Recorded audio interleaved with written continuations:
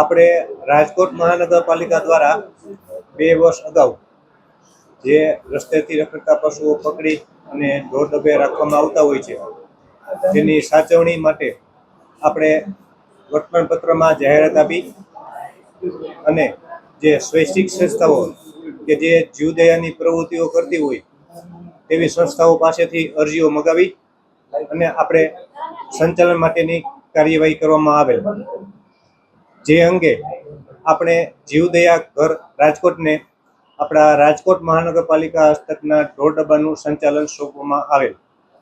હાલ જીવદયા ઘર રાજકોટના સંચાલકો દ્વારા તેઓએ સંચાલન મૂકી દેવું છે તે બાબતની રાજકોટ મહાનગરપાલિકાને મૌખિક જાણ કરેલ છે, જે અન્વયે રાજકોટ મહાનગરપાલિકા દ્વારા ટૂંક સમયમાં જીવદયા ઘર પાસેથી જે સંચાલન સ્વીકારવામાં આવી રહ્યું છે તે પરત લઈ ત્યારબાદ રાજકોટ મહાનગરપાલિકા દ્વારા સંચાલન કરવામાં આવે તેવી અમોને સૂચના આપવામાં આવેલ છે, જે અંગે હવે તે બાબતેની આગળની કાર્યવાહી કરવામાં આવશે.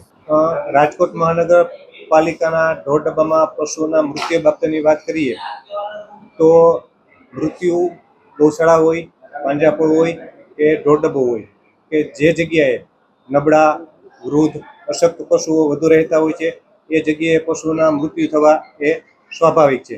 અને જ્યારે ચોમાસાની ઋતુ હોય છે ત્યારે વરસાદ, ઠંડા વાતાવરણના કારણે પશુઓના મૃત્યુમાં આંશિક પ્રમાણમાં વધારો થતો હોય છે. એટલા માટે પશુઓના જે મૃત્યુ થયું છે એ કોઈ ખાસ કરીને કોઈ બેદરકારી હોય એવું નથી, પરંતુ સ્વાભાવિક રીતે દર વર્ષે ચોમાસામાં વરસાદના કારણે સામાન્ય દિવસો કરતાં મૃત્યુનું પ્રમાણ હોય છે એ સહજ પ્રમાણે વધતું હોય છે.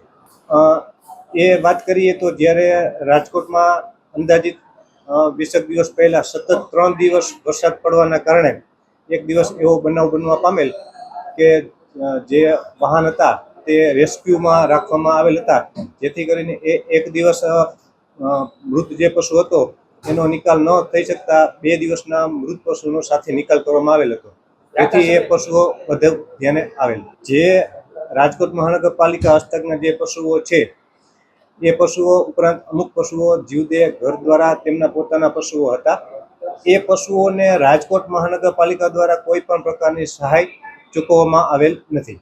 આપણે વાત કરીએ તો જે પશુઓ પકડાતા હોય છે એમાં પશુઓનો નિયમિત ક્રમ હોય છે. જેમ કે રાજકોટ મહાનગરપાલિકાની વાત કરીએ તો રાજકોટ મહાનગરપાલિકાની હદની બહારના વિસ્તારમાંથી પણ અમુક પશુઓ ધીરે ધીરે શહેરની અંદર આવતા હોય છે.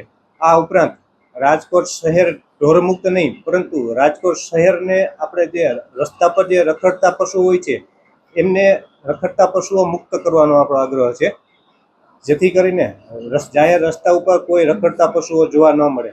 હાલે રાજકોટ મહાનગરપાલિકાના જે જાહેર માર્ગો છે એમાં પશુઓ ખૂબ જ ઓછા જોવા મળે છે, પરંતુ શહેરમાં જે પશુપાલકો છે તેઓ લાયસન્સ અને પરમિટ લઈને પોતાની માલિકીની જગ્યામાં પશુઓ રાખી શકે છે. આ પશુઓ પૈકી પણ અમુક પશુઓ કોઈ કારણસર છૂટા મૂકી દેવામાં આવતા હોય છે, અથવા કોઈ પશુઓ છૂટી ગયું હોય, કોઈ વાછડાઓ હોય, અમુક વૃદ્ધ થઈ ગયેલું હોય, તો આવા પ્રકારના પણ પશુઓ પકડવાની જે કામગીરી છે એ નિરંતર ચાલુ જ છે. હાલે પણ અંદાજિત 20 જેટલા પશુઓ આપણે દૈનિક પકડીએ છીએ. નબળા પશુઓની વાત કરીએ તો જોઈએ તો 50% કરતાં પણ વધુ પશુઓ જે છે એ આપણી પાસે વાછડાઓ અને વૃદ્ધ પશુઓ વધુ આવતા હોય છે. સાંજ સમાચાર ફેસબુક પેજને લાઇક કરો, વિડીયો શેર કરો અને વધુ વિગતવાર સમાચાર માટે sanssamachar.net વિઝિટ કરો.